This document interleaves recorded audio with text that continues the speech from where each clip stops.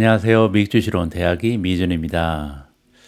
어제 방송에서 제가 7월 3일 그리고 7월 4일 양일간 미준의 오늘의 미국 주식 뉴스를 보내드리지 못한다라고 말씀드렸잖아요. 그래서 오늘 영상이 올라와서 좀 깜짝 놀라신 분들도 계실 겁니다.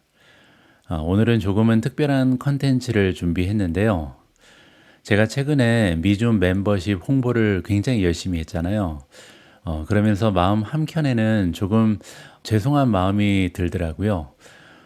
지금까지 미준 유튜브 방송 열렬히 성원해 주신 많은 분들이 계신데 또 그분들 중에는 여러 가지 사정 때문에 미준 멤버십에 가입하지 못하시는 분들도 계십니다.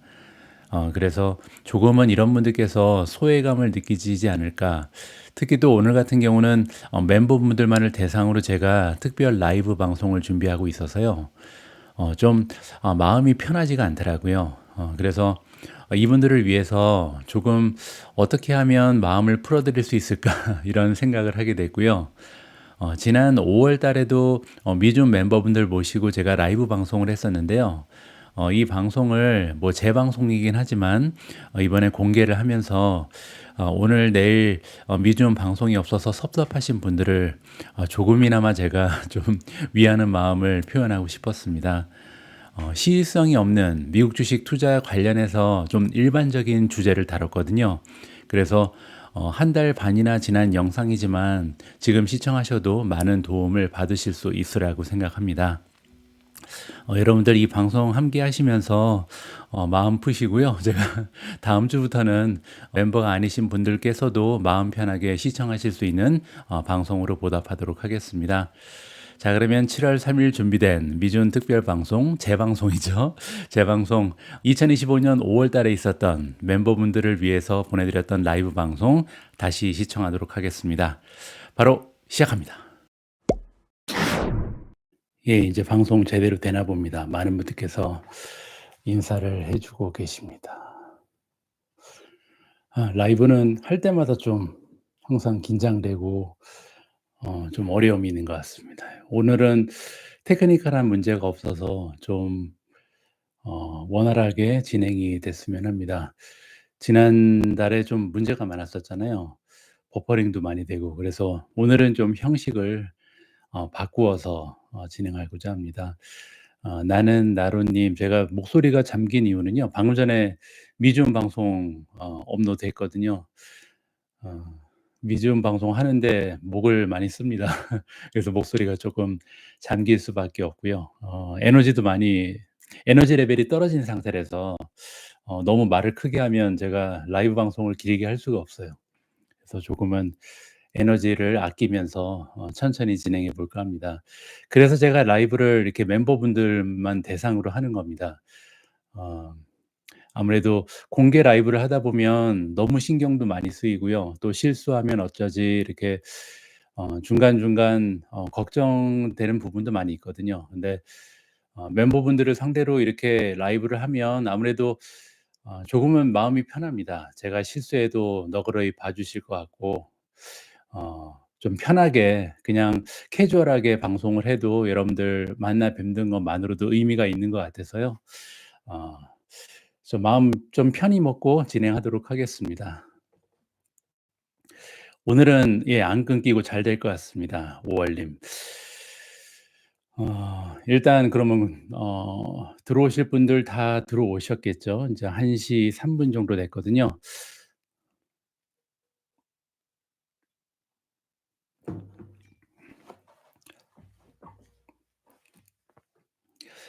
자, 그러면 본격적으로 시작하도록 하겠습니다. 예, 안녕하세요. 미국 주식으로 온 대학이 미준입니다. 이번 달에도 이렇게 미준 올인원 멤버분들 모시고 졸졸한 만남의 시간을 가지게 돼서 개인적으로 너무 기쁜 마음입니다. 지난달 그 라이브 방송 이후에 상황이 많이 달라졌죠.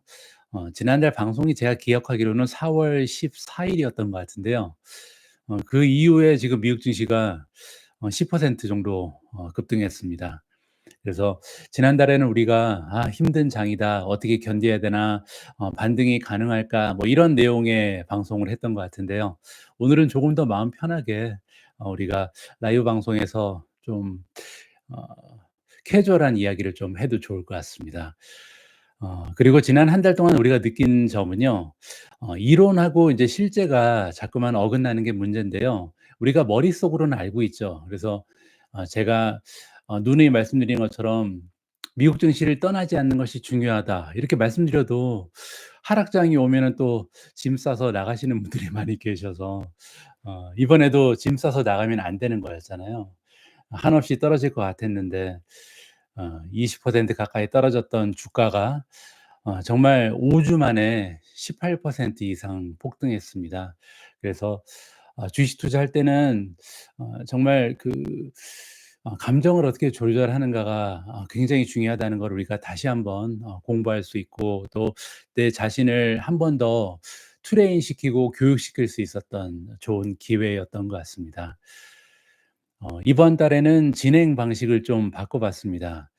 지난달에 제가 좀 딱딱한 프레젠테이션을 하다 보니까 준비하는 과정도 좀 힘이 들었고요. 그리고 소프트웨어를 여러 가지 띄워 놓고 이제 방송을 하다 보니까 OBS라는 시스템을 써야 되거든요. 왜냐면 그래야 제가 바탕 화면을 여러분들과 공유를 할 수가 있어서요. 그렇게 되니까 인제 한꺼번에 돌리는 프로그램이 많다 보니까 제 컴퓨터가 용량을 초과했던 것 같습니다. 그래서 버퍼링도 심하고 중간중간 막 영상이 멈추고 그랬잖아요. 그래서 오늘은 평소 미중 방송과 또 차별화도 해 보는 느낌에서 전체 화면에 이렇게 띄우고요. 여러분들하고 제가 그냥 마주 앉아서 대화하는 형식으로 진행을 해 보도록 하겠습니다. 미존 라이브는 어차피 여러분들 위해서 기획된 겁니다. 소중한 멤버분들을 위해서 만들어진 거기 때문에 향후에 여러분들이 "예전 방식이 좋다. 프레젠테이션 해 달라." 이러면 또 제가 다시 프레젠테이션 준비하고요. 어 여러분들이 원하는 방식으로 계속해서 수정하고 보완하면서 진화하는 모습 보여 드릴 수 있도록 하겠습니다. 여러분들께서 남겨 주신 질문을 가지고 보통 이제 라이브를 진행하는데요. 오늘도 10 분께서 남겨 주신 질문을 취합해 봤습니다. 이렇게 매달 10분 정도 선정해서 제가 질문에 대한 답을 드리다 보면 결국은 몇 년 이후에는 여러분들이 남겨 주신 모든 질문에 다 답을 할 수 있지 않을까. 한 번쯤은 이제 각 멤버분들이 남겨 주신 대답 질문에 대한 대답을 해 드릴 수 있지 않을까, 이렇게 기대를 하고 있습니다. 일단 질문 오늘도 너무 재미있고 또 유용한 질문들이 많이 있는데요. 현재 시장 상황부터 잠깐 정리해 보죠. 지금 이슈는 미국의 신용 등급입니다. 그래서 신용 등급이 이제 무디스라는 전 세계 3대 신용 평가 기관에 의해서 하향 조정됐잖아요. 그래서 이제 이번 주 초에 시장에 충격을 줬는데요. 투자 심리적으로는 충격일 수 있죠. 근데 우리가 과거 사례를 살펴보면 이러한 신용 등급의 하향 조정이 뭐 금리 상승에 영향을 준다든지 뭐 경기 침체를 가져온다든지 주가 하락으로 실제로 이어진 적은 없었습니다. 그래서 물론 이제 심적으로는 부담이 되는 뉴스였긴 하지만 이 신용 등급이 떨어졌다고 해서 '미국 주식을 포기할 필요는 없다.' 그렇게 커다란 이벤트는 아니라는 게 저의 개인적인 판단이고요. 이런 개인적인 판단이라고 말씀을 드리지만 어차피 이제 저는 판단을 할 때 다 수치를 보고 하잖아요. 제가 가장 많이 참고하는 게 과거 역사고요. 그래서 예전에 미국 증시 역사를 보면 이렇게 신용 등급이 떨어졌다고 해서 주가가 폭락하는 경우는 굉장히 적었다. 이 말씀을 먼저 드리고 싶습니다. 결론적으로 우리 투자자 입장에서는요. 이럴 때일수록 '기업 실적에 더 주목을 해야 된다.' 이렇게 생각합니다. 물론 이제 트럼프 관세로 인해서 실적 전망에도 우려가 있죠. 앞으로 관세 영향으로 인해서 기업들의 어닝 실적이 저하될 것이다. 뭐 마진이 압박을 받고 또 매출이 줄을 수도 있고 이런 걱정들이 많이 있는데요. 최근 상황이 오히려 개선되고 있죠. 왜냐하면 지난주에 대중 무역 협상 타결이 이제 있었잖아요. 그래서 아직까지는 기업들의 가이던스가 크게 하향 조정되고 있지는 않습니다. 주가는 실적 곱하기 멀티플이잖아요. 현재 시장의 멀티플이 낮은 수준은 아니지만 기업들의 가이던스, 기업의 어닝이 떨어지지만 않는다면 지금 현재 주가에서 크게 이렇게 주가가 하락할 만한 상황은 아니다라고 개인적으로 판단을 하고 있습니다. 뭐 그럼에도 불구하고 과거에 비해서 관세가 오르는 것은 확정적이잖아요. 이제 원래는 없었던 게 생기는 거고 원래는 거의 뭐 낮았던 수준에서 조금 올라가기 때문에 예전에 비해서 관세가 있다는 거는 우리가 인정을 해야 됩니다. 이걸 무시할 수는 없죠. 그래서 개인적인 생각으로는 오늘 그 미준 유튜브 방송 이미 보셨는지 모르겠는데요. 강력한 해자를 보유하고 있는 기업, 강력한 해자를 보유하고 있다는 것은 결국 가격 결정력이 있다는 거거든요. 물가가 오르면 이 물가가 오른 그 가격의 상승분을 내가 가져가는 게 아니고요.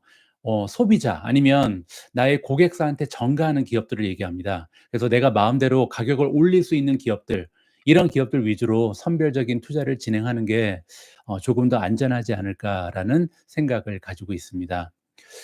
그리고 인제 아울러서 한 가지 더 강조드리고 싶은 부분은요. 미래는 정해지지 않았죠. 제가 항상 말씀드리잖아요. 기업의 미래도 정해지지 않았고 시장의 미래도 정해지지 않았고요. 또 우리 개인의 미래도 정해지지 않았습니다. 만약에 우리 미래가 정해져 있다면 열심히 살 필요도 없잖아요. 그냥 원래 어차피 운명이 정해져 있는 건데. 근데 우리는 다 알고 있죠. 우리가 열심히 노력하면 우리의 미래를 바꿀 수 있고, 그래서 '미래는 예측하는 게 아니라 만들어 가는 거다.' 그래서 우리 개인의 미래가 만들어질 수 있는 것처럼 기업의 미래도 만들어질 수 있습니다. 그래서 앞으로 보도되는 뉴스라든지 발표되는 경제 지표, 기업들의 실적을 계속해서 살펴보는 게 중요하고요. 그러면서 이제 그 결과에 따라서 움직임에 따라서 유연하게 대처하는 현명한 투자자분들이 되셨으면 합니다. 시장 상황 정리는 여기까지 하는 걸로 하겠습니다. 오늘은 뭐 그렇게 커다란 뉴스, 커다란 걱정거리, 이슈는 없는 것 같습니다. 그래서 비교적 시장은 잠잠한 분위기고요. 뭐 공포 탐욕 지수 같은 걸 봐도 현재는 탐욕 단계에 넘어가 있고, 그래서 많은 걱정이 되는 장세는 아니라는 게 저희 판단이고요. 뭐 최근에 6일 연속으로 주가가 올라갔잖아요. 그래서 아마도 이렇게 상승하다 보면 하락하는 날도 있고 또 오늘 주가가 떨어질 수도 있겠죠. 근데 그렇게 많은 걱정을 할 만한 시장의 단계는 아니라는 게 저의 개인적인 생각입니다.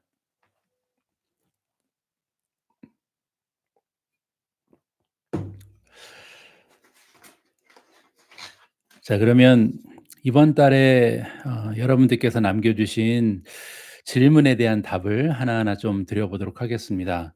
제가 이렇게 질문지를 뽑아 놨는데요. 첫 번째 질문부터 좀 읽어 보도록 하겠습니다. 안녕하세요. 영등포에 사는 신혼부부 아내 주린입니다. 우선 신랑이 미조님의 대단한 팬이어서 멤버십까지 이용하게 됐습니다. 늘 저희 가게 경제에 힘이 돼 주셔서 감사합니다. 저희는 미국 주식을 좋아한다는 공통점이 있지만 사실 저는 보수적인 성향이고 남편은 공격적인 성향인데요. 가끔은 투자 관련해 논쟁이 종종 있습니다. 이와 관련해 미주님의 조언과 미주님은 배우자분과 자산 관리를 따로 하시는지 어떤 방식으로 하시는지 고견을 듣고 싶습니다. 너무너무 팬입니다. 이렇게 아주 스윗한 메시지를 남겨주셨습니다. 어 저랑 제 아내는요, 자산 관리를 함께 합니다. 물론 각자 이름으로 된 은행 계좌가 있긴 하는데요. 뭐 그래도 은행 앱을 통해서 서로 계좌에 이렇게 자유롭게 접근이 가능하거든요. 그래서 제 계좌에 우리 와이프가 들어오기도 하고 와이프 계좌에 제가 들어가서 송금하기도 하고 막 이럽니다. 그래서 각자 이름으로 된 계좌가 있긴 하지만 특별한 의미가 없다라고 보시면 될 것 같고요. 뭐 이런 얘기가 나온 김에 주식 얘기 말고 좀 개인적인 삶에 대한 얘기를 해 드리면, 저는 결혼이라는 결정 자체가요, 혼자보다는 둘이 힘을 합쳐 살아가는 게 더 유리하다라는 가정하에서만 성립될 수 있다라고 보거든요. 만약에 혼자 있는 게 더 유리하면 결혼할 필요가 없죠. 그래서 이 방송을 함께 해 주시는 분들 중에 혹시 결혼을 하셨으면 결혼하는 게 나한테 유리하니까 한 거죠. 뭐 희생하면서 사는 사람은 없잖아요. 그래서 1 더하기 1은 2가 아니라요. 서로 다른 장단점을 가진 사람들 둘이 이제 힘을 합치니까 시너지가 나잖아요. 그래서 1 더하기 1이 3이 될 수도 있고 또 4를 만들어 낼 수도 있기 때문에 우리가 생판 모르던 사람하고 만나 가지고 같이 살아가는 게 아닌가 이런 생각을 합니다. 그래서 저희 개인적인 정말 지극히 개인적인 의견으로는 결혼 생활을 하면서 자산 관리도 각자 하고 투자도 관리하고 이렇게 각자 생활을 한다면 1 더하기 1이 잘해 봤자 2에 머물 것이다. 이거 손해죠. 그래서 그렇게 살아가는 거는 별로 바람직하지 못하다는 게 저의 개인적인 판단입니다. 물론 저랑 생각이 다르신 분들도 많이 계시겠죠. 그래서 주식 투자도 마찬가지인데요. 서로 다른 성향의 두 사람이 만나서 이제 의견 대립이 있을 거 아니에요. 방금 전에 질문 남겨 주신 분도 보수적인 성향이고 남편분은 공격적이라고 말씀하셨는데, 이렇게 성향이 달라야 우리가 의견 대립도 생기고 논쟁도 생기잖아요. 그리고 인제 타협을 하겠죠. 그럼 타협 과정을 겪으면서 결국 제가 볼 때는 혼자 만들어내는 결정보다는요, 조금이라도 더 나은 결정을 내릴 수 있는 확률이 높아지지 않을까. 제가 가장 좋아하는 말 중에 하나가 확률이잖아요. 주식 투자는 확률의 게임이다. 확률을 높여야 된다. 그래서 확률을 높이려면 논쟁이 있어야 되고요. 의견 대립이 있어야 된다고 생각을 합니다. 제가 예전에 이제 호텔 총지배인 할 때 호텔은 여러 가지 부서가 있잖아요. 그러면 오퍼레이션 부서가 있고 세일즈 부서가 있습니다. 둘이 인제 맨날 싸웁니다. 왜냐면 세일즈는 가서 약속을 많이 해요. "야, 우리 호텔에 예약하시면 이것도 해 드릴게요. 이것도 해 드릴게요." 그래서 큰 그룹을 데려오기 위해서, 그룹 부킹 받기 위해서 정말 어려운 그 부탁을 해도 다 받아줍니다. 그러면 이제 호텔을 운영하는 오퍼레이션이 있잖아요. 뭐 프론트 오피스도 있을 거고 하우스키핑도 있고 그다음에 뭐 식음료 부서도 있고요. 그럼 여기에 인제 부서장들이 화가 많이 납니다. "아, 이걸 어떻게 하라고 다 약속을 하냐." 그래서 굉장히 좀 머리에 뿔이 나거든요. 이런 갈등이 생기는 게 저는 굉장히 건강하다라고 생각을 합니다. 그래서 제가 인제 총지배인으로서의 역할은 뭐였냐면요, 여기서 한쪽의 편을 들어주면 안 되겠죠. 이 둘의 입장이 다르니까 적절히 타협하는 데 중재 역할을 하는 게 총지배인의 역할이라고 생각을 했거든요. 그렇게 다른 역할을 하고 시각이 다르기 때문에 만나서 타협을 하고 그러면서 건강한 조직이 형성이 된다라는 철학을 가지고 있었습니다. 그래서 제가 볼 때는 투자도 그렇게 해야 될 것 같고요. 뭐 참고로 제 와이프는요, 저보다는 보수적입니다. 대구 여자라서 저는 이제 서울 사람이고 제 와이프는 대구 출신인데요. 굉장히 보수적입니다. 그리고 저는 공격적인데 하지만 제 와이프는 또 저랑 다른 점이요, 호기심이 많습니다. 저는 굉장히 경계심이 많은 스타일이고요. 걱정이 많은 스타일이고 제 와이프는 호기심이 많거든요. 그래서 예를 들어서 비트코인에 대해서 저는 굉장히 경계심을 많이 가지고 있었는데 저보다 훨씬 더 일찍 관심을 가졌고요. 그리고 비트코인 투자하자고 계속 저한테 졸랐습니다. 저는 반대했고요. 그러다가 인제 결국 제 와이프 덕분에 이제 작년부터는 비트코인에 투자를 진행할 수 있었고 또 최근까지 굉장히 좋은 수익을 얻고 있거든요. 그래서 이 질문을 해 주신 두 분 역시도 아직까지 신혼 부부시잖아요. 그래서 저희보다 더 의견의 차이가 많은 게 당연하다라고 생각을 합니다. 그래서 저희처럼 저희 부부는 이제 20년 넘게 같이 살았거든요. 이제 결혼한 지 21년 차인데 이렇게 20년 넘게 살아가다 보면 서로 닮아갑니다. 그리고 양보를 계속 하다 보니까 의견 충돌이 많이 없어지게 되거든요. 그래서 의견 충돌이 많이 없어지니까 시너지도 좀 줄어들게 되겠죠. 그래서 서로의 차이점이 아직 많이 남아 있는 신혼 시절에 서로에게서 배울 점도 많다라는 게 저의 생각입니다. 질문에 대한 답이 잘 됐는지 모르겠습니다. 두 번째 질문으로 가도록 하겠습니다. 이 질문은 제가 이번에 받았는데 조금 의아하다라고 생각을 하는데요. 읽어 보겠습니다. "이노데이터는 경쟁력도 확실치 않고 AI 테마주로서 고평가됐다는 의견이 있는데요. 이노데이터 주식을 꽤 많이 보유 중인 걸로 아는데 아직까지 매도하지 않으신 이유가 궁금합니다." 이렇게 질문하셨습니다. 일단 이노데이터는 제가 5월 12일 날 가지고 있던 주식이 인제 500 주가 좀 넘었었는데요. 모두 전량 매도했습니다. 그리고 제가 늘 그렇듯이 주식을 사고 팔 때는 어 포스팅을 해 드리잖아요. 실시간으로 이제 미준 멤버분들께는 공유를 해 드렸는데 이 포스팅을 좀 놓치셨나 봅니다. 그때 제가 이노데이터를 매도한 이유는요. 어닝 가이던스였죠. 방송에서 잠깐 얘기한 것 같은데 그때 1 분기 매출 성장률이 120%가 넘었잖아요. 그래서 1 분기에 120%나 성장을 했는데 2025년 1 년에 대한 가이던스는요. 그때 매출이 40% 정도 성장할 거다. 이런 가이던스를 제시했습니다. 그러니까 1 분기에 120% 성장했는데 다 합쳐서 40% 면요. 2 분기, 3 분기, 4 분기는 매출 성장이 굉장히 저조하다는 거죠. 그래서 저는 이노데이터가 고평가되었다라기보다는 최근에 그 AI 수혜주 중에 저평가된 주식이 너무나 많잖아요. 뭐 예를 들어서 AMD 최근에 이제 미전 탑픽에 들어온 AMD도 그렇고 엔비디아도 아직 굉장히 저평가돼 있고요. TSMC도 그렇고. 그래서 정말 많은 AI 수혜주가 저평가됐는데 굳이 우리가 이노데이터 이렇게 성장률이 저하될 것으로 보고를 하는데 '이런 주식을 보유할 필요가 있을까?' 이런 생각 때문에 제가 이번에 과감하게 이노데이터를 전량 매도했습니다. 참고하시면 좋을 것 같습니다. 아 지금 방송 잘 되고 있는 거죠? 제가 어 볼 수가 없어서 쪼끔 예 제 목소리 잘 들리고 아직도 방송 잘 되고 있는 걸로 믿고 있겠습니다.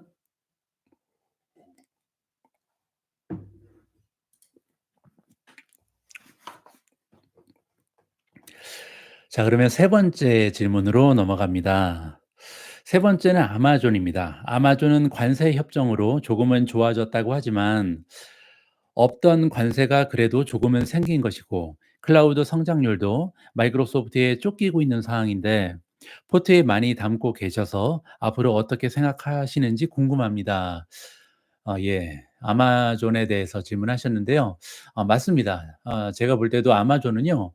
트럼프 정부 이전하고 비교를 하면요. 여전히 아까 제가 말씀드린 것처럼 관세가 아예 없어질 가능성은 없잖아요. 그래서 관세로 인해서 어려움을 겪고 있는 기업 중에 하나죠.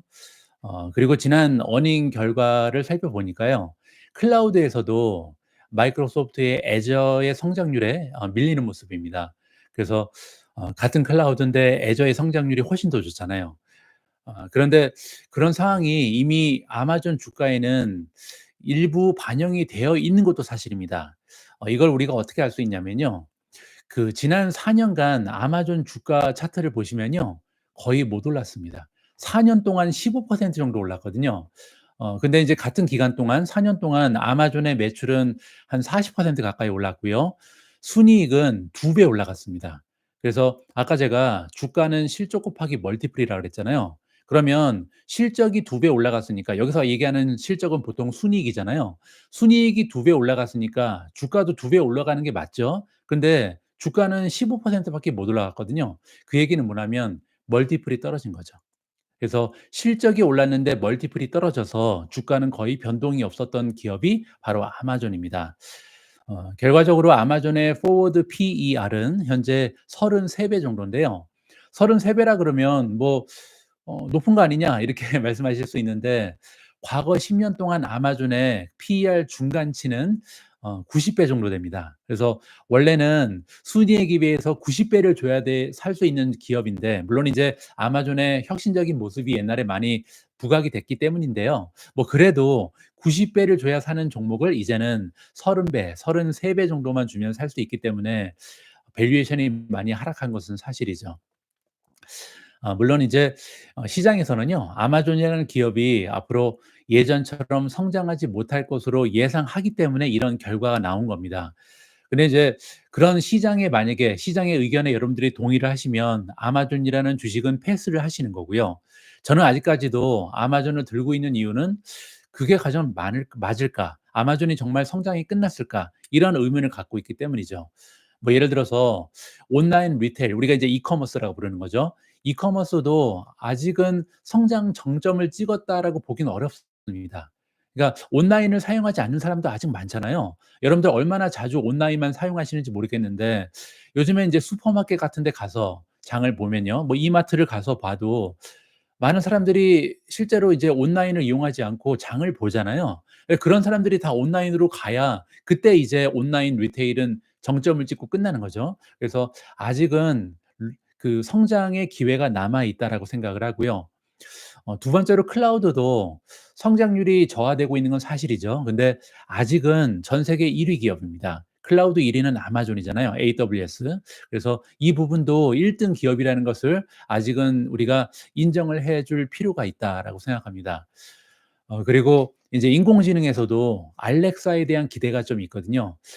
저는 인제 집에 알렉사가 방마다 하나씩 있는데 이 알렉사가 약간 뭐 속이 덜 떨어진 AI잖아요. 그러니까 질문을 하면 제대로 답을 못하는 게 굉장히 많습니다. 그러니까 최신 버전이 이번에 나왔지만 그전에 그렇다는 거죠. 그래서 사실상은 어떤 식으로 활용을 사람들이 많이 하냐면요. "알렉사 5분 있다 알려줘." 뭐 이런 걸로 하거든요. 근데 이제 최근에 드디어 라지 랭귀지 모델이 발전하면서 알렉사 안에 진정한 의미의 인공지능이 들어가잖아요. 그러면 이제 알렉사랑 우리랑 이제 대화를 할 수 있는 이런 시대가 밝아오게 되고요.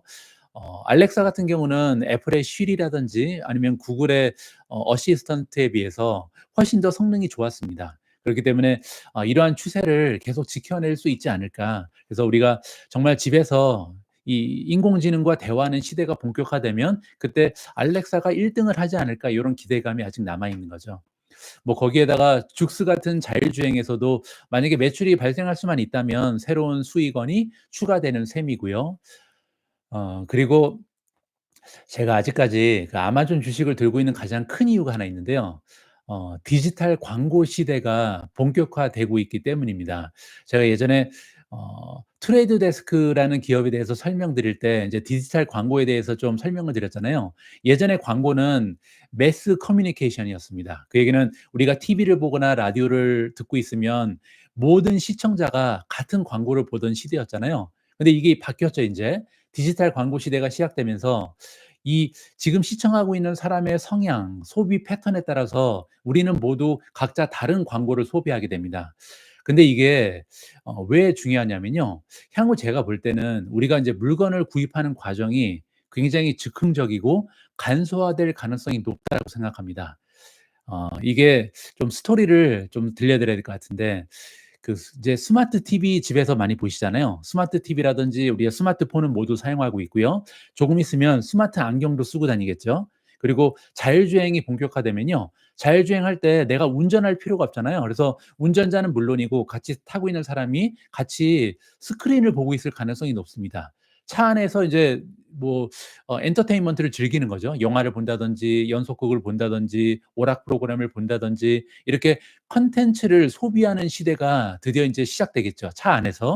자 그렇게 되면 이런 콘텐츠 안에 광고가 엄청나게 붙을 겁니다. 아까 제가 말씀드린 것처럼 광고가 개인화될 수 있잖아요. 그래서 이렇게 우리가 스마트 기기를 사용하거나 아니면 자율주행 차를 이용할 때 우리가 좋아할 만한 광고가 엄청나게 많이 등장할 거예요.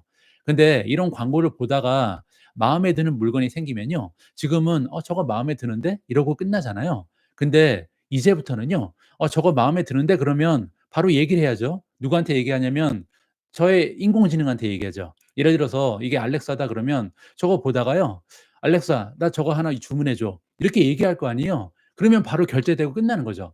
그래서 지금 보이는 물건을 주문해 달라고 할 수 있는 시대가 생기게 되면 이 시대는 제가 볼 때 몇 년 안 걸립니다. 뭐 길어야 2-3년 안에 이 광고 보다가 "나 저거 하나 오더할래." 이렇게 얘기하는 시대가 올 텐데 그러면 이 오더를 누가 할 것인가? 제가 볼 때는 아마존입니다. 아마존 말고는요. 이렇게 인공지능이 바로바로 오더할 만한 데가 별로 없어요. 재고 문제도 있고 이 없는 물건도 너무나 많고요. 그래서 일부 품목만 가지고 있는 이커머스가 많기 때문에 우리가 이렇게 광고 보다가 원하는 물건을 그대로 주문해서 갖기 위해서는요. 모든 물건을 다 구매하고 있는 그리고 이 재고량이 확실한 아마존이 이 스마트 시대의 주역이 될 가능성이 높습니다. 그래서 가까운 미래에는 우리가 넷플릭스를 보든 본다든가 유튜브를 본다든가 아니면 뭐 심지어는 틱톡을 한다든가 아니면 인스타를 보다가 이제 마음에 드는 게 있으면 물건을 말 한마디로 주문하는 시대가 올 거고요. 이런 시대가 오면 아마존은 제2의 전성기를 맞이할 가능성이 높다. 이런 기대감을 가지고 아직까지는 제가 아마존 주식을 들고 있습니다. 참고하시면 좋을 것 같고요. 이번에는 네 번째 질문으로 넘어갑니다. 지난 조정장에서 매도 시점을 잡지 못하고 현금 비중을 미리 충분히 확보하지 못해 극심한 공포를 몸소 느꼈습니다. 현재는 현금 비중을 20% 정도로 두고 상승장을 즐기고 있지만 언제 현금 비중을 더 확대해야 할지 고민입니다. 현금 비중에 대한 질문 주셨습니다.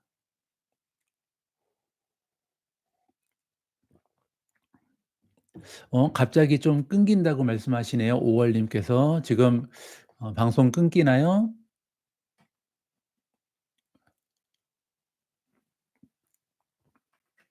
오늘은 좀 안 끊겼으면 좋겠는데요. 음.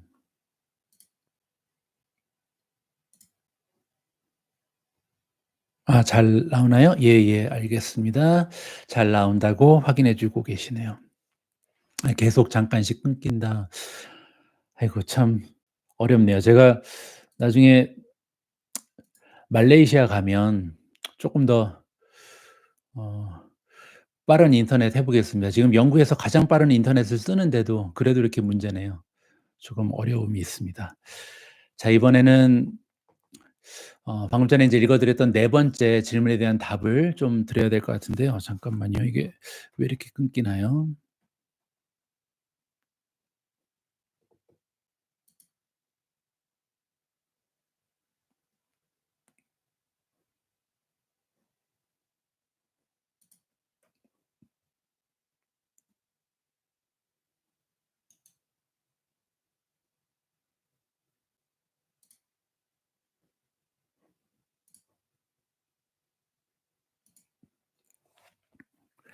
예, 좋습니다.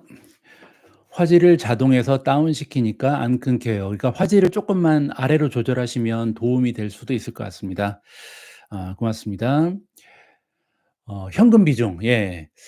일단 투자자마다 적절한 현금 비중을 모두 이제 다릅니다. 제가 이 말씀을 좀 많이 드렸잖아요. 근데 제가 방송에서도 그렇고 예전부터 20%를 예시로 좀 자주 들었죠. 그러다 보니까 인제 미전 멤버분들 중에서도 그렇고 구독자분들 중에서도 '현금 비중은 20%다.' 이렇게 생각하시는 분들이 계신데요. 그거는 이제 저의 기준입니다. 왜냐면 저라는 투자자는요. 20% 정도를 현금으로 들고 있으면 예를 들어서 인제 제 투자 자금이 한 10억 정도 되잖아요. 그러면 10억 에서 8억 정도는 주식을 가지고 있고요. 2억 원 정도는 현금으로 들고 있는 거예요. 그때 제가 어떻게 느끼냐면요. 하락해도 별다른 심리적인 스트레스가 없고요. 만약에 주식이 급상승해도 '아깝다. 아쉽다.' 이런 생각이 안 듭니다. 그래서 20%가 좀 저한테는 적절하다라는 판단을 이게 비중을 줄이다 늘리다 보니까 인제 좀 파악하게 된 거거든요. 그래서 여러분들 중에서 인제 사람에 따라서 성향이 다르기 때문에요. 현금 비중이 한 10% 정도만 돼도 마음이 편한 사람이 있고요. 경우에 따라서는 40% 아니면 50% 정도가 돼야 마음이 편한 분들도 계십니다.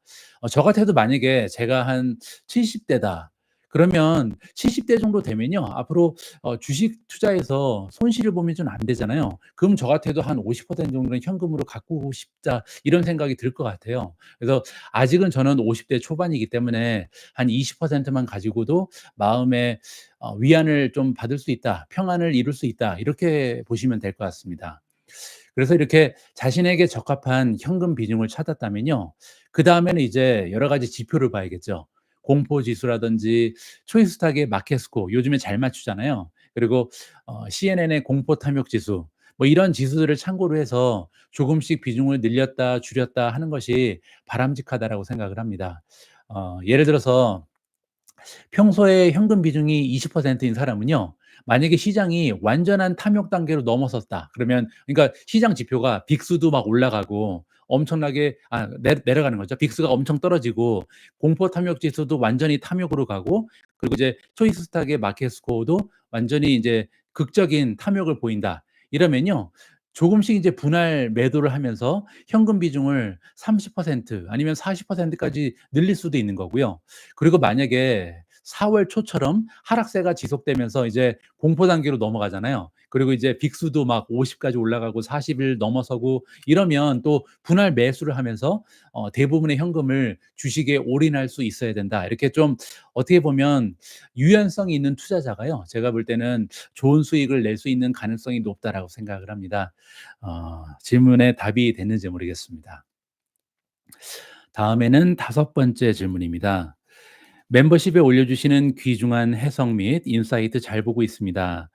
매일 좋은 정보 공유를 위해 애써주셔서 감사합니다. 미주님은 눈여겨보고 있는 개별 종목의 50일, 20일, 60일, 120일 이평선의 움직임에서 언제를 골든 크로스라고 보시나요? 그리고 미주님은 개별 종목의 매수 타이밍을 판단할 때 기업의 펀더멘탈이 튼튼하고 거시 경제도 양호하다면 기술적 분석에 있어서 골든 크로스에 얼마나 의존하시는지 궁금합니다. 기술적 분석에 대해서 질문을 해 주셨습니다. 음 제가 예전에 인제 자주 말씀드린 요즘에 제가 좀 뜸했나 봅니다. 투자 종목을 선정할 때 가장 중요한 두 가지는요. 그 기업이 가지고 있는 성장 스토리고요. 두 번째가 펀더멘탈입니다. 그러니까 기업을 선정할 때는 모멘텀을 볼 필요가 없죠. 이 두 가지를 보고 기업을 선정해서 포트폴리오를 구성한다고 보시면 됩니다. 여기서 인제 성장 스토리라는 것은 조금 장기적인 얘기죠. 그러니까 잠재 시장이 얼마나 큰가, 그리고 해당 산업의 시장 침투율은 얼마나 낮은가, 그리고 해당 기업의 시장 점유율은 얼마나 높은가, 그리고 인제 마지막으로 경제적 해자는 얼마나 탄탄한가, 이걸 보는 거죠. 뭐 예를 들어서 제가 미주원 토픽에 테슬라를 들고 있잖아요. 그럼 테슬라를 가지고 있는 이유는 뭐냐면 첫 번째로 잠재 시장의 규모가 엄청나게 크죠. 왜냐면 앞으로 이제 자율주행 시장도 그렇고 전기 자동차 시장도 그렇고 엄청나게 큰 시장이잖아요. 그리고 해당 산업의 시장 침투율이 낮아야 된다 그랬잖아요. 시장 침투율이 낮죠. 왜냐면 아직은 전기차를 타는 사람보다 이 기존의 내연기관 차를 타는 사람이 훨씬 많습니다. 그리고 자율주행을 운전하는 사람은 거의 없잖아요. 그래서 아직은 침투율이 굉장히 낮죠. 그리고 이 기업의 시장 점유율은 높아야 된다. 테슬라가 아직은 시장 점유율이 괜찮죠. 물론 경쟁사들이 많이 나타나긴 하지만 시장 점유율이 높은 편입니다. 그리고 경제적 해자가 있는가? 경제적 해자가 있다라고 생각을 합니다. 왜냐하면 데이터의 양이 엄청나잖아요. 자율주행은 결국 데이터의 바탕을 둔 인공지능의 판단입니다. 따라서 인공지능이 제대로 된 판단을 하기 위해서는 데이터가 많으면 많을수록 좋고요. 따라서 테슬라가 자율주행에 있어서 가장 어떻게 보면 유리한 입장을 차지하고 있죠. 자, 이렇게 성장 스토리가 확실하기 때문에 테슬라는 통과가 되는 거죠. 자, 이렇게 성장 스토리가 통과가 되면요. 그다음에는 펀더멘탈입니다. 펀더멘탈은 조금 숏텀이죠. 이거는 이제 지속적으로 바뀌기 때문에 계속 봐야 됩니다. 뭐 예를 들어서 어닝 결과라든지 뭐 성장률, 수익률, 어닝 가이던스 이런 걸 얘기하는 거거든요. 그래서 이렇게 펀더멘탈도 우리가 굉장히 좋은 기업이다, 우량주다 이렇게 판단이 되면 그 기업을 포트에 담을 수가 있습니다. 뭐 여러분들 중에 혹시 펀더멘탈을 내가 직접 측정하는 게 어렵다 이러시면요. 여러 가지 이제 지표를 보시면 됩니다. 초이스탁에서도 이제 그 해당 종목에 대한 적정한 주가라든지 그리고 이제 스마트 스코어가 있잖아요. 그 스마트 스코어가 이 기업의 펀더멘탈입니다. 그래서 스마트 스코어가 얼마나 높고 상위 몇 퍼센트인가 이걸 보면서 판단하시면 좋을 것 같습니다. 자, 그리고 이렇게 두 가지 성장 스토리랑 펀더멘탈을 가지고 우리가 이 해당 기업을 포트에 넣어 놨으면요. 포트에 한두 종목이 있는 게 아니잖아요. 저 같은 경우는 18 종목이 있죠. 그러면 이 18 종목을 가지고 포트폴리오를 운영해야 되는데 이때 필요한 게 모멘텀입니다. 그래서 모멘텀을 가지고 모멘텀이 뛰어난 종목은 조금 더 많이 사고 모멘텀이 떨어지는 종목은 비중을 줄이고, 그리고 모멘텀이 너무 나빠지면 커다란 악재 때문에 아니면 펀더멘탈적인 문제가 생겨서 모멘텀이 완전히 낙하하게 되면 포트에서 쫓아내기도 해야겠죠. 뭐 가령 예를 들어서 슈퍼 마이크로 컴퓨터 여러분들 기억하시잖아요. 우리한테 너무나 많은 수익을 안겨줬던, 저 같은 경우는 슈퍼 마이크로 컴퓨터 가지고 한 300% 이상 수입을 냈는데요. 그렇게 좋은 기업이다 하더라도 나중에 인제 펀더멘탈에 문제가 생겼잖아요. 그때 회계 부정이라는 이슈가 생겨서 모멘텀이 말도 못하게 안 좋아졌죠. 그래서 인제 포트에서 제외하는 거잖아요. 자, 이런 식으로 모멘텀은 이 주식에 대한 투자 비중을 결정하는 데 역할을 할 수 있다라고 보시면 됩니다. 자, 그런데 문제가 있죠. 여러 가지 모멘텀 지표가 너무나 많잖아요. 저는 개인적으로 골든 크로스 하나만 가지고 거래를 하게 되면요. 거래를 너무 자주 하게 됩니다. 그래서 실수를 할 가능성이 높죠. 그리고 수수료도 많이 내야 되잖아요. 그래서 적어도 두 번의 골든 크로스가 이어져야 의미가 있다라고 봅니다. 그 얘기는 5일 이평선이 20일 이평선을 넘어서고 60일 이평선도 넘어서고 두 가지를 다 상향 돌파했을 때 그때서야 좀 비중을 올릴 필요성이 있다라고 보고 있습니다. 결론적으로 이제 기술적 분석은요, 투자 종목을 선정하는 게 아니라는 말씀을 좀 드리고 싶고요. 그리고 기술적 분석은 포트폴리오 상에서 각 종목의 투자 비중을 조절하는 데 사용한다라고 정리해 드리겠습니다. 답변이 됐는지 모르겠습니다. 아이리스님, "방송 언제 시작됐네요. 정신없이 들어왔네요."라고 말씀하셨는데 나중에 밴딩해서 이 녹화 방송 링크 보내드릴 겁니다. 그때 처음부터 다시 한번 시청하시면 될 것 같습니다. 걱정 안 하셔도 되고요. 음. 여섯 번째 질문을 이제 읽어 드릴 차례죠. 방송에서 공포 탐욕 지수가 탐욕 구간에 들어서면 주식의 비중을 줄이는 게 좋다고 하셨는데 어떤 종목을 줄이는 게 좋을까요? 예로 수익이 가장 좋은데 아직도 상승 여력이 많은 종목과 일부 수익 실현을 하는 게 어떨까요? 아니면 수익률이 적고 아니면 마이너스도 되겠죠. 수익률이 적고 모멘텀이 떨어지는 종목을 모두 매도하는 게 좋을까요? 미주 님의 현명한 답변 부탁드립니다. 이렇게 질문하셨습니다. 자, 다시 한번 굉장히 중요한 말씀을 좀 드리고 싶은데요. 첫 번째로 우리가 가장 먼저 확실하게 기억해야 되는 한 가지는요. 투자자의 수익률은 아무런 상관이 없습니다. 투자자 수익뿐만 아니라 이 뭐 YTD 수익률 아니면 뭐 1년 수익률, 한 달 수익률, 사실 이거는 모멘텀을 측정하는 데는 도움이 될 수 있을지 몰라도 기업의 가치랑은 단 0.01%도 상관이 없거든요. 그래서 나의 수익률은 기업의 투자 가치를 보여주는 게 아니고요. 내가 이 주식을 얼마에 샀는지를 보여주는 거다. 이걸 기억할 필요가 있습니다. 뭐 예를 들어서 엔비디아를 5년 전에 매수한 사람의 수익률은 1,300%가 넘습니다. 최근에 이제 그 미중 댓글에 자주 올라오잖아요. 엔비디아 2020년에 샀는데 수익률이 1,100%다 이런 분들 많이 계시죠. 근데 이분들은 5년 전에 샀기 때문에 1,300%인 거예요. 근데 6 개월 전에 엔비디아 산 사람들은요. 지금 수익률이 마이너스 거의 10%입니다. 마이너스 한 9% 정도 되거든요. 그러면 똑같은 종목인데 5년 전에 매수한 사람은 주가가 14배 이상으로 올라갔으니까 지금 팔아야겠죠. 왜냐면 너무 많이 올랐잖아요. 근데 6 개월 전에 매수한 사람은요. 수익률이 마이너스잖아요. 저가 찬스죠. 저가 매수 찬스잖아요. 그러니까 물타기 해야죠. 자, 똑같은 종목이고 똑같은 시점에서 지금 매매하는데 어떤 사람은 너무 비싼 주식이고요. 어떤 사람은 너무 싼 주식입니다. 이게 말이 안 되잖아요. 그래서 나의 수익률은 기업과 상관이 없다. 내가 주식을 살 때는요. 이렇게 나의 수익률을 볼 필요가 전혀 없습니다. 제가 예전에도 그 주식의 포트폴리오 보실 때 "수익률을 보는 거는 굉장히 좋지 않다." 이런 말씀을 여러 번 드렸습니다. 저는 정말로요. 수익률 본 적이 없어요. 그러니까 한 가지 볼 만한 건 뭐냐면요. 포트폴리오 들어가시면 전체 자산의 규모가 나옵니다. 그래서 이 규모가 예를 들어서 내가 1억 원을 투자했는데 어떤 날 들어가 보면 이게 1억 에서 8천만 원까지 떨어져 있죠. 어떨 때는 9천 까지 올라가 있고 어떤 날은 1억 2천 까지 올라가 있습니다. 자, 이렇게 전체 투자 금액이 올라가는 게 중요한 거죠. 이 각 기업이 지금 나한테 어느 정도의 수익을 내고 있는가, 이거는 정말 아무런 상관이 없다. 이 말씀을 다시 한번 좀 드리고 싶습니다. 자, 그래서 더불어서 좀 말씀드리고 싶은 거는요. 우리가 이제 어제까지 가지고 있던 종목을 팔지 않고 오늘 계속 가지고 있잖아요. 자, 대부분은 그렇게 하시죠. 이렇게 쉽게 안 팔고 어제 가지고 있었으면 오늘도 가지고 있습니다. 근데 이거는요. 오늘 장이 시작할 때 같은 주식에 또 한 번 베팅한다. 이렇게 이해하는 게 맞습니다. 이거를 제가 어떻게 설명드리면 이해하기가 쉬우실까 이렇게 고민을 하다가 적절한 예를 하나 찾았는데요. 우리가 인제 경마장에 가요. 경마장에 가서 매일매일 베팅을 합니다. 근데 어제 베팅했던 말에 오늘 또 다시 베팅하는 거랑 마찬가지예요. 예를 들어서 어제 제가 A라는 말에 베팅을 했어요. 근데 이 A라는 말이 어제 1 등을 했어요. 그래서 인제 굉장히 좋은 수익을 얻었겠죠. 근데 오늘 또 가요. 오늘 또 가는데 어제 1 등한 말이 "어제 1등 했으니까 오늘은 꼴등한다." 이렇게 말이 안 되잖아요.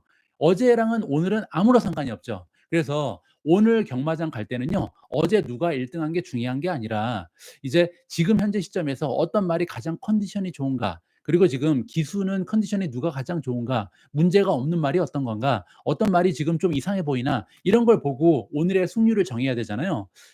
주식이 그렇습니다. 그래서 어제까지의 수익률이 중요한 게 아니라 지금 오늘 장이 시작할 때 가장 좋은 주식을 많이 들고 있고요. 가장 좋지 않은 주식은 들고 있으면 안 되겠죠. 그래서 이렇게 어제까지 가지고 있는 주식을 팔지 않고 오늘도 가지고 있다는 것은 같은 주식에 다시 한번 베팅한다. 근데 보통은요, 어제 갖고 있던 주식이 잘했으면 오늘도 잘할 가능성이 높습니다. 왜냐하면 경마장에 가서도 마찬가지잖아요. 어제 우승한 말이 오늘도 우승할 가능성이 높잖아요. 왜냐하면 우승할 만한 이유가 있었기 때문이죠. 그래서 어제 주가가 오른 종목은요, 오늘도 올라갈 가능성이 높습니다. 왜냐하면 뭔가 좋은 일이 많이 있고 펀더멘탈이 좋기 때문에 주가가 올라가고 있는 거거든요. 그런 의미로 해석을 하시면 좋을 것 같아요. 어 그리고 인제 질문하신 부분이 탐욕 구간에서 어떻게 하는가. 탐욕 구간에서 인제 현금 비중을 줄이고 싶으면요, 저 같으면 이런 종목을 팔 것 같습니다. 가장 첫 번째로 모멘텀이 약화된 종목. 모멘텀이 약화된 종목을 파는 이유는 뭐냐면요, 이 모멘텀에는 부정적인 카탈리스트가 이미 주가에 반영되고 있다는 뜻입니다.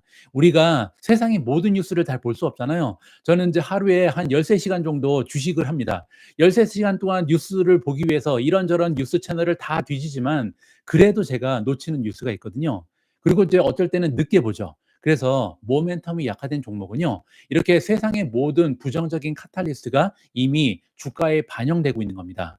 자, 그래서 모멘텀이 약화된다는 것은요, '기업에 문제가 있구나.'라고 이해하시면 될 것 같고요. 자, 두 번째로 밸류에이션이 지나치게 상승한 종목입니다. 자, 여기서 굉장히 중요한 말씀을 드리고 싶은데, 밸류에이션이 지나치게 상승했다는 얘기는요, 나의 수익률이 올랐다는 얘기가 아닙니다. 주가가 올랐다는 얘기가 아니고요. 밸류에이션이 올라갔다는 얘기입니다. 밸류에이션이 올라갔다는 얘기는요, 예를 들어서 PEG 레이시오 같은 걸 얘기하는 거죠. 주가가 100% 올라갔어도 200% 올라갔어도 엔비디아처럼 PEG가 계속 1.0 밑으로 떨어져 있으면요, 밸류에이션은 지나치게 올라간 종목이 아닌 겁니다. 주가가 올라갔다고 밸류에이션이 올라가는 게 아니고요. 주가가 떨어졌어도 만약에 실적이 더 떨어졌으면 밸류에이션은 올라가죠. 따라서 이렇게 모멘텀이 약화된 종목을 제외하고, 그리고 나서는 밸류에이션이 지나치게 상승한 종목을 좀 포트에서 줄이거나 하는 것이 좋겠다라는 말씀을 드리고 싶습니다. 자, 일곱 번째 질문으로 넘어갑니다. 질문이 굉장히 깁니다. 근래 상황을 겪으면서 미주님께서 말씀하시던 현금 비중의 중요성을 매우 크게 느끼고 있습니다. 그래서 이번 달부터는 월급을 받으면 당분간 주식을 그만 사고 금이나 채권을 사거나 파킹 통장에 두어야 하나, 아니면 지금부터 상승장 시작이니 돈을 더 넣어야 하나 고민 중입니다. 또한 요새 관세 어택전, 이건 뭐죠? 관세가 어택하기 전에 수익률을 거의 회복했는데 현금 비중을 늘리기 위해 좀 팔아야 하나 싶지만 다 좋은 종목들이고 빠질 만한 게 보이지 않아 정말 어렵습니다. 미주 님이라면 어떻게 하실지 조언 부탁드립니다. 추가로 가지고 계신 현금은 어떤 형태로 가지고 있는지 궁금합니다. 미국의 단기 채권을 사시는지, 아니면 파킹 ETF 같은 걸 사시는지, 아니면 달러 자체를 그냥 소유하고 계신지도 궁금합니다라고 질문을 해 주셨습니다.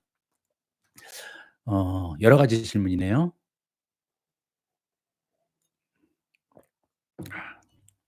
일단 우리 투자자들이요, 포트폴리오에 담고 있는 종목들 중에 팔 만한 종목이 없는 건 굉장히 당연합니다. 왜냐하면 그렇게 쉽게 팔 수 있으면 애당초 포트에 포함되지도 않았겠죠. 제가 여러분들도 그렇지만 저도 그렇고요. 굉장히 좀 많은 리서치를 하고 고민도 많이 하고, 정말 이 종목이 올라갈까 두 번, 세 번, 네 번 생각하고, 그리고 나서 포트폴리오에 담잖아요. 이렇게 어렵게 매수했는데 그 종목을 다시 파는 게 쉬울까? 결코 쉽지가 않죠. 자, 그래서 저 같은 경우는요, 정기적으로 랭킹을 좀 정해 봅니다. 이게 무슨 얘기냐면요. 투자하고 있는 18 종목을 제가 확신을 가지고 있는 순서대로 줄을 좀 세워 보는 거예요. 그 좀 유치할 수도 있는데 이게 줄을 쭉 세우다 보면 뭐 보통 뭐 예를 들어서 엔비디아가 1 등 뭐 2 등은 뭐 이렇게 쭉 나오잖아요. 근데 예를 들어 그러니까 단편적인 예로 그냥 한번 가상의 상황을 좀 만들어 볼게요. 이게 줄을 세웠는데 예를 들어서 아마존이요. 메타보다 위에 올라가 있다. 이렇게 가정을 해 볼게요. 그러면 안 돼요, 저한테는. 왜냐면 아까 제가 아마존을 좋게 본다고 말씀드렸지만 저는 메타가 더 좋다고 생각하거든요. 그러니까 제가 가지고 있는 확신이 메타에 대해서 더 확신이 크다면 메타의 순위가 더 높아야겠죠. 아마존이 더 밑에 있고요. 이런 식으로 내가 가지고 있는 그 종목이 10 종목이다. 그러면 10 종목을요, 여러분들이 가장 선호하는 종목부터 줄을 쭉 세워 보세요. 그리고 포트폴리오를 비교해 보는 거예요. '나는 내가 가지고 있는 순위대로 투자를 하고 있는가?' 자, 이렇게 순위가 맞지 않으면 문제가 있는 거죠. 자, 이런 식으로 내가 보유하고 있는 기업들의 투자 비중이요. 내가 개인적으로 가지고 있는 투자의 선호도라든지 확신과 일치하는지를 정기적으로 확인하는 게 중요합니다. 왜 정기적으로 봐야 되냐면요. 주가가 어떤 종목은 오르고 어떤 종목은 떨어지기 때문에 계속 리밸런싱을 해야 되거든요. 그리고 이제 주식 투자는 제가 상대평가라는 말을 항상 드리고 있잖아요. 상대평가라는 게 바로 이겁니다. 줄을 세워서 어떤 종목이 가장 좋아 보이는가. 근데 가장 좋아 보이는 종목만 사면 안 되겠죠. 왜냐면 우리 생각이 틀릴 수도 있잖아요. 틀려도 살아남아야죠. 주식 투자에서는 실패하면 안 됩니다. 그러면 인생이 망가지잖아요. 그래서 실패하면 안 되기 때문에 내가 아무리 확신이 크더라도 나는 엔비디아가 최고의 기업이라고 믿더라도 엔비디아만 가지고 있으면 안 된다. 이런 말씀을 드리고 싶습니다. 그리고 현금은 그냥 주식 계좌에 넣고 있는데요. 삼성증권은 제가 보니까 이자를 아직까지는 주지 않는 것 같습니다. 그래서 제가 영국에서도 인제 주식 계좌가 있는데 로빈후드를 쓰거든요. 근데 로빈후드 계좌는 현금을 가지고 있으면요.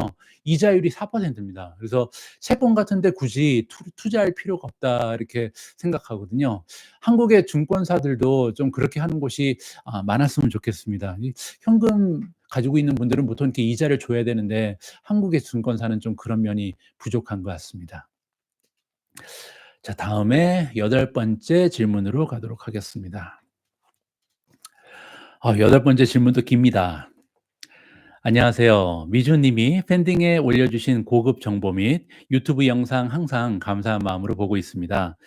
이번 하락장에 나타난 공포지수가 50.99까지 올라갔고 하루 만에 폭등했고요. 그리고 피어 앤 그리드는 4까지 떨어졌고 S&P 500 지수가 이틀 연속으로 4.5%, 5.5% 하락하고 또한 S&P 500 지수가 S&P 500 지수를 이루는 500대 기업 중에 200일 이평선 위에서 거래되는 주식의 비율이 23%까지 떨어졌었죠. 자, 이 모든 수치가 바닥을 가리키고 이 모든 사람들이 극도의 두려움을 느끼는 기간이 최적의 매수 타이밍이라고 생각합니다만 이때 투자하면 장기적으로 많은 수익을 올리지 않을까요? 헌데 미주님은 타픽 그 어떤 종목도 매수하지 않으셨는데 모멘텀 투자 때문인지요? 질문하셨습니다. 그때가 인제 4월 8 일인가요? 예. 제가 주식을 안 샀죠. 가장 저점에서. 어 이 질문이 제가 볼 때는요. 오늘 읽어 드린 모든 글 중에 가장 중요한 것 같습니다. 예전에도 방송 앞부분에서 비슷한 글을 읽어 드린 적이 있는데요. 저는 이번 하락장 기간에서 '미국 주식에 올인하고 있다.'라고 생각을 했습니다. 근데 이렇게 생각하지 않으신 분들이 계시거든요. 그러니까 그 제 딴에는 올인을 하고 있는데 저를 바라보시는 미준 멤버분들께서 '미준이 올인을 안 하네?' 이렇게 생각하시는 분이 많다라는 말씀입니다. 그래서 저는 약간 놀랍기도 하고요. 또 걱정이 되는 마음도 있었거든요. 이게 무슨 얘기냐면요. 일단 미국 증시의 상황을 좀 정리해 드릴게요. 이번에 하락장의 바닥이 4월 8 일이었습니다. 그때 이제 4,900 까지 떨어졌잖아요. 그래서 4,900 까지 떨어지면서 바닥이 4월 8 일이었는데 본격적으로 하락 추세가 가속화된 거는 3월 25 일이었습니다. 그래서 결론적으로 3월 25 일부터 4월 8 일까지 미국 증시는요. 단 2주 만에 14% 폭락했습니다. 이제 그 사이에 그러면 14% 주식이 계속해서 떨어졌잖아요. 그 사이에 여러분들께 제가 주식을 사고 팔 때 계속 매매 현황을 보고하잖아요. 자, 그러면 주식을 그 사이에 몇 번 샀냐면요. 3월 26일날 한 번 샀고요. 3월 28일날 또 샀고요. 4월 3 일날 또 샀습니다. 4월 3 일은 그때 이틀 연속으로 주가가 폭락한 날이죠. 자, 이렇게 3 번이나 거래를 했습니다. 그리고 나서 제가 4월 8 일부터 주식을 더 이상 사지 않았잖아요. 자, 추가적인 거래가 없었던 이유 물어보셔서 답을 해 드리면요. 그때 이미 현금 비중이 5% 이하로 떨어졌습니다. 그 얘기는 뭐냐면요. 가지고 있는 모든 재산을 미국 주식에 올인한 겁니다. 그래서 "왜 거기서 주식을 더 사지 않았느냐?" 이런 질문은 조금 당황스럽거든요. 그러니까 제가 매달 초에 포트폴리오를 공유해 드리는데, 만약에 저는 알고 계신 것처럼 제가 현금 비중이 20%가 목표잖아요. 근데 만약에 현금 비중이 10%도 되지 않으면요. 이렇게 생각하시면 됩니다. '아, 이 사람이 지금 욕심을 좀 부리고 있구나.' 이렇게 생각하시면 정확하고요. 그리고 만약에 제가 주식을 막 팔면서 현금 비중이 20% 까지 늘어나잖아요. 그러면 '어, 왜 미주원이 주식을 팔지?' 이렇게 느끼시면 안 되고요. 미국 증시가 하락할 것을 얘가 생각하는 것이 아니라 '아, 인제 욕심을 좀 줄이고 있구나. 평상심을 유지하고 있구나.' 이렇게 생각하시면 좋을 것 같습니다. 지금 이 라이브 방송을 보고 계신 모든 분들도 그렇고요. 저도 그렇고, 이 우리는요, 모두 보통 사람들보다 욕심이 좀 많은 사람들입니다. 배짱도 많은 사람들이고요. 어 여러분들 그렇게 생각 안 하시는지 모르겠는데, 저는 제가 욕심 굉장히 많이 부리고 있다라고 생각하고요. 여러분들도 마찬가지예요. 여러분도 굉장히 배짱도 두둑하시고 욕심도 많은 분들입니다. 왜냐면요, 그런 이렇게 배짱도 욕심도 없는 사람들은 보통 예금, 적금, 뭐 개인 연금, 이렇게 이제 안전한 금융 상품을 투자하거든요. 근데 우리는, 이 미전 패밀리 분들은 이런 안전한 금융 상품 놔두고요. 위험한 주식에 투자하고 있잖아요. 그래서 스스로 굉장히 엄청난 리스크를 감당하는 사람들이 이 미중 커뮤니티를 구성하고 있는 걸 우리가 인식을 할 필요가 있습니다. 그것도 우리는 ETF에 투자하는 것도 아니잖아요. 선택에 따라서, 장에 따라서 물론 성과가 쪼금 좌지우지 되긴 합니다. 하지만 그래도 ETF에 비해서는요, 종목에 투자하는 거는 선택한 종목에 따라서 결과가 천차만별 달라질 수 있습니다. 자, 그런데 이렇게 천차만별 결과가 달라질 수 있는 위험도 감수하면서 개별 종목에 투자하고 있잖아요. 그 얘기는 뭐냐면, 여러분들과 저는요, 정말 욕심이 많고 잘 살아보겠다는 야망이 큰 사람들입니다. 그렇기 때문에 조금이라도 리스크를 줄일 수 있는 안정 장치가 필요하고요. 그래서 제가 항상 "현금 비중을 좀 늘리시면 좋겠다. 분산 투자를 하셨으면 좋겠다." 이런 말씀을 드리는 거거든요. 왜냐하면 주식에 올인하는 것 자체가 너무 위험해요. 이렇게 위험하게 투자하고 있는데, 그나마 위험성을 쪼끔이라도 줄이기 위해서는 현금 비중도 20% 30% 가지고 계셨으면 좋겠고, 분산 투자도 하셨으면 좋겠고, 이런 말씀을 드리는 거거든요. 자, 그래서 이 질문에 대한 결론을 좀 드리면요.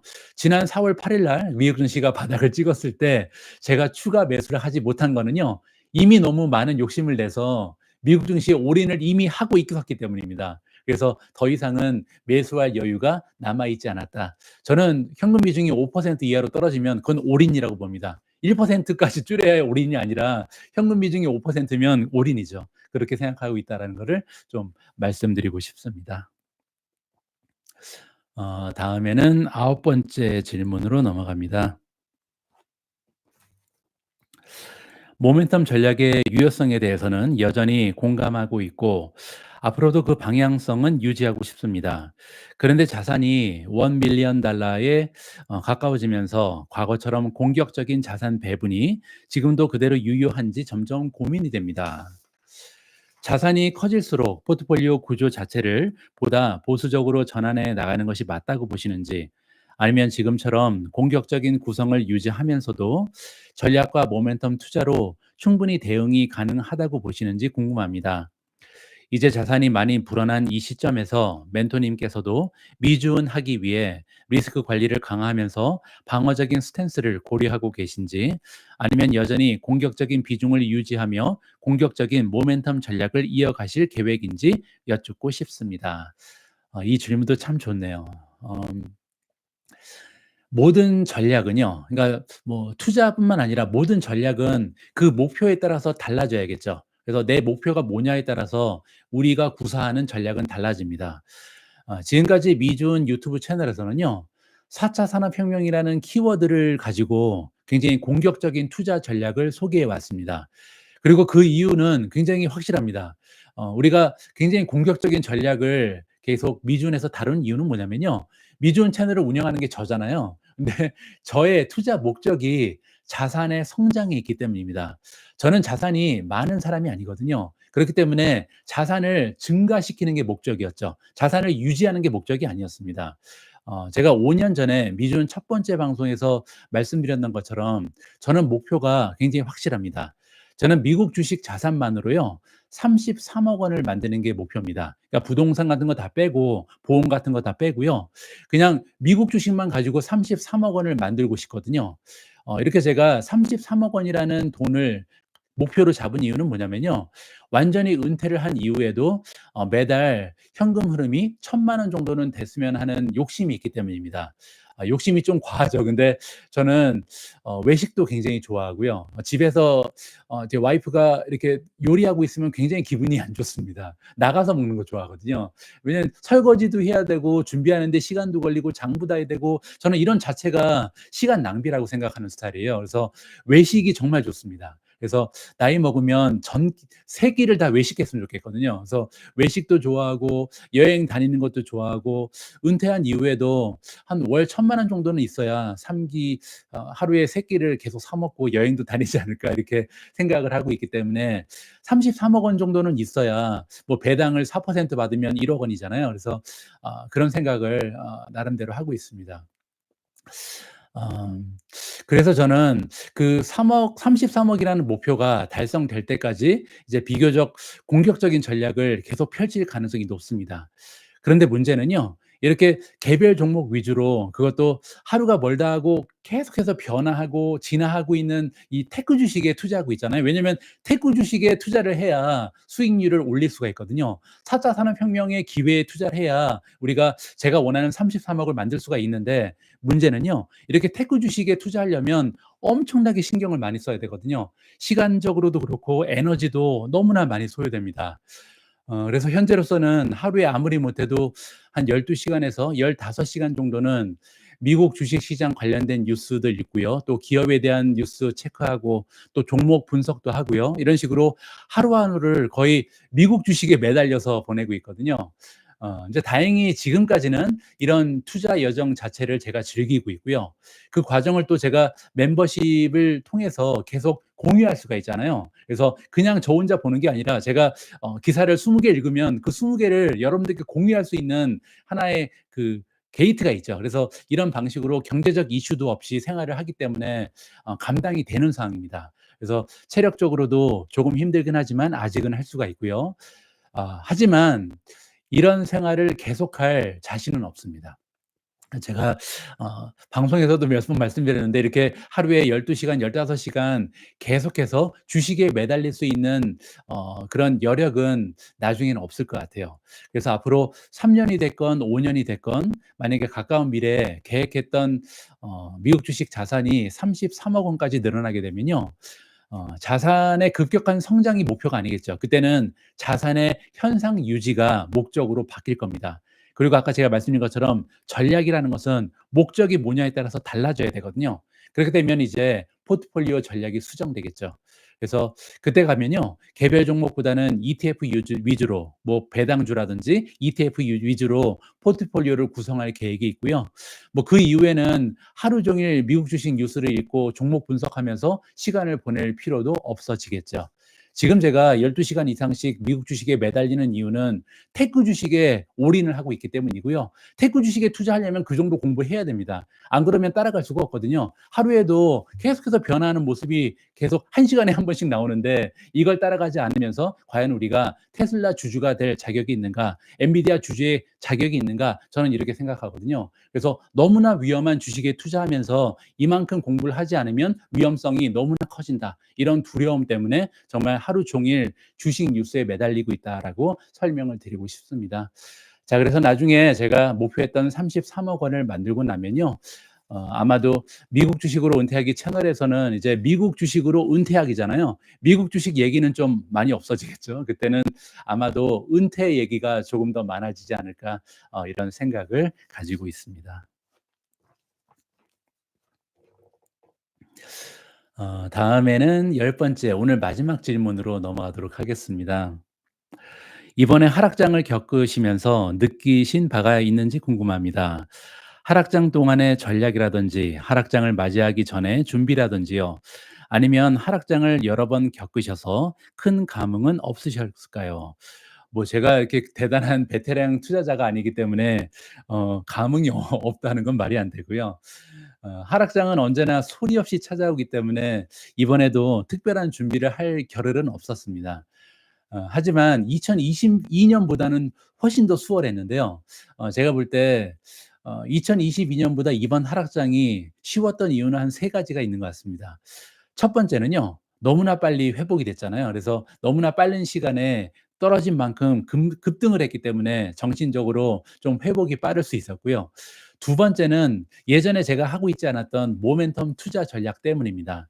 그래서 이번에 엔비디아라든지 몇몇 펀더멘탈이 너무나 좋은 최고의 종목을 제외하고는요.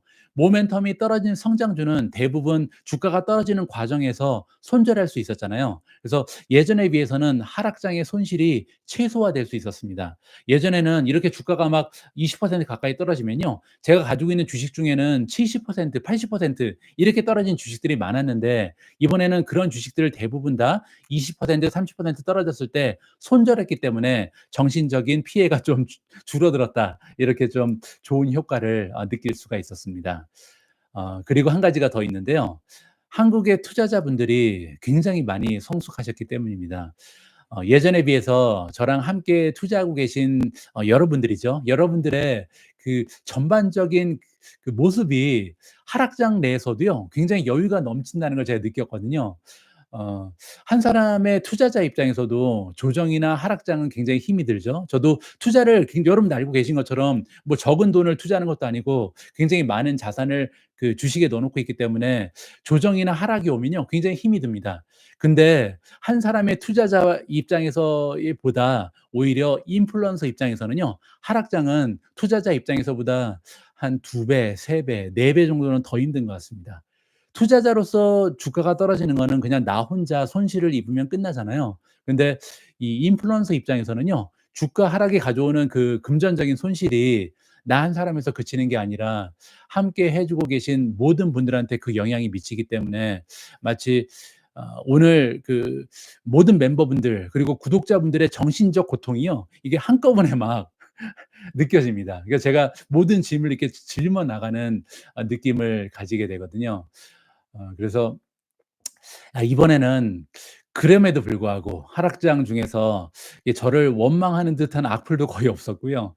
오히려 하락장 가운데서도 제가 제공해 드리는 정보와 콘텐츠에 대해서 "감사합니다." 이렇게 감사의 마음을 전해 주시는 분들이 너무나 많았습니다. 그래서 저 역시도 심리적으로 흔들리지 않고요. 중심을 유지하기가 굉장히 쉬웠습니다. 그래서 이 기회를 통해서 이번 하락장에 저를 지켜 주신 여러분들 제가 정신줄 놓지 않게 좀 격려해 주시고 비난하지 않으신 모든 분들 그 중심에는 미즈는 올인원 멤버분들이 대부분이라고 생각을 합니다. 그래서 앞으로도요 제 자신과 저와 함께 해 주시는 모든 분들의 행복한 은퇴 생활을 위해서 제 능력이 허락하는 한 최선을 다하도록 하겠습니다. 오늘도 이제 시간을 보니까 1 시간이 훌쩍 넘었네요.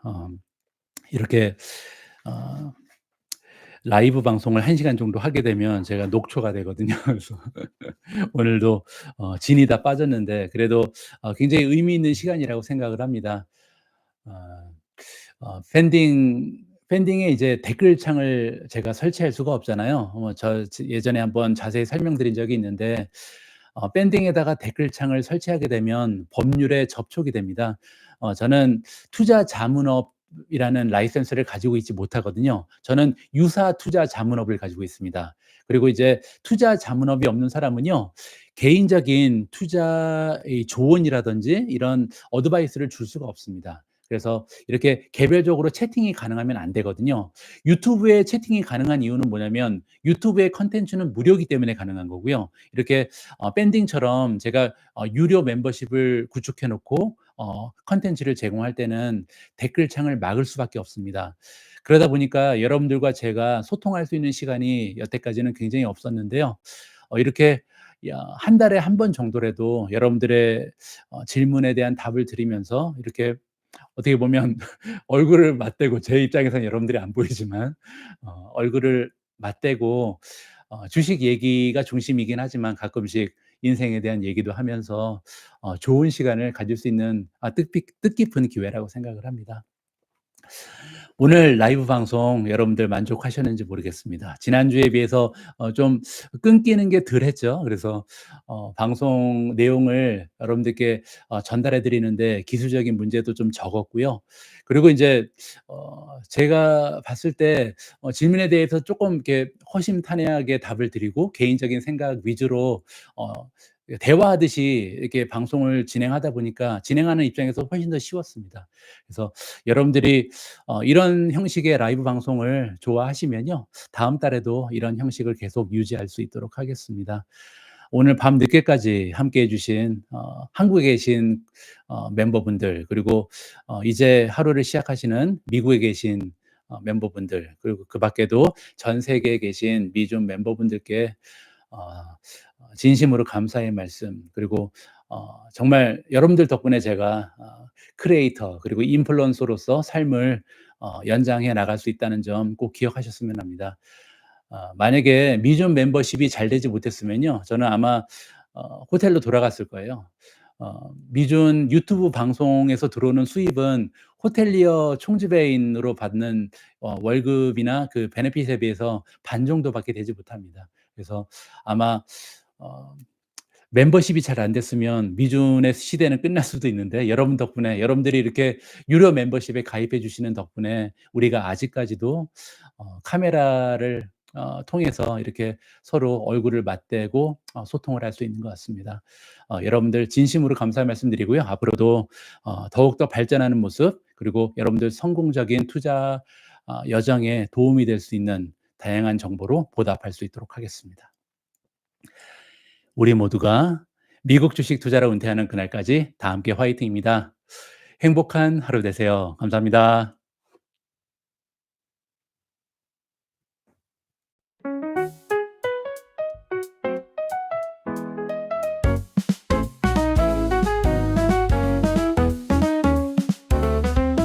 작은 꿈 시작이 중요해. 희망의 미래를 함께 심어가 매일매일 조금씩 자라나 마음속에 설렘이 끼었나. 욕심은 버려, 이번에도 다르진 않을 거야. 결과는 과정의 연속일 뿐 어두운 조정이 와도 두렵지 않아. 미주은 손을 잡고 나아가 보이지 않는 내일의 빛이 되어줄게. 행복한 투자, 서로의 꿈을 응원하며 아름다운 내리막길 같이 걸어가. 행복한 투자, 미주와 함께 우리 모두가 미국 주식으로 은퇴하는 그날까지 다 함께.